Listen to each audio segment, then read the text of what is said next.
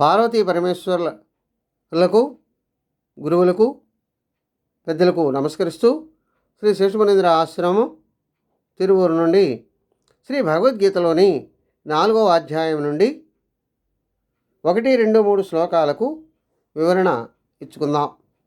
దాంట్లో ఏమని చెప్తున్నాయంటే, ఇమం వివస్వతే యోగం ప్రోక్తవానహమవ్యయం వివస్వాన్ మనవే ప్రాహ మమ రిక్ష్వాకవే అబ్రవీత్ ఏవం పరంపరా ప్రాప్తం ఇమం రాజర్షయో విదుః న కాలేన మహతా యోగనష్టః పరంతపః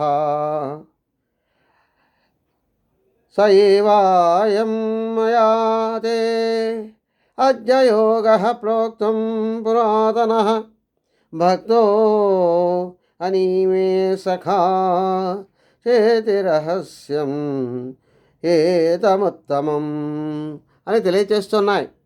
అంటే శ్రీకృష్ణ పరమాత్మ సాధకుడైనటువంటి అర్జునుడికి ఈ విధంగా చెప్పడం జరుగుతుంది. అక్షయమైనటువంటి ఫలము గల ఈ కర్మయోగ జ్ఞానయోగాలను నేను పూర్వం సృష్టి ప్రారంభంలో సూర్యుడికి ఉపదేశించి ఉన్నాను. ఆ సూర్యుడు మనువుకి, మనువు ఇక్ష్వాకుడికి ఉపదేశించారు. అదేవిధంగా ఈ యోగాన్ని పూర్వపు రాజ ఋషులు వంశపరంపరంగా ద్వారా తెలుసుకున్నారు. అటువంటి ఆ యోగము చాలా కాలం గడిచిపోవటం వల్ల ఇప్పుడు అంతరించిపోయినది. కనుక నువ్వు నాకు భక్తుడివి, స్నేహితుడివి కనుక ఈ రహస్యాన్ని, ఉత్తమమైనటువంటి పురాతన యోగ్య విద్యనే నీకిప్పుడు ఉపదేశిస్తున్నాను అని తెలియచేయటం జరిగింది. స్వస్తి. సర్వే జనా సుఖినో భవంతు. ఓం శాంతి శాంతి శాంతి.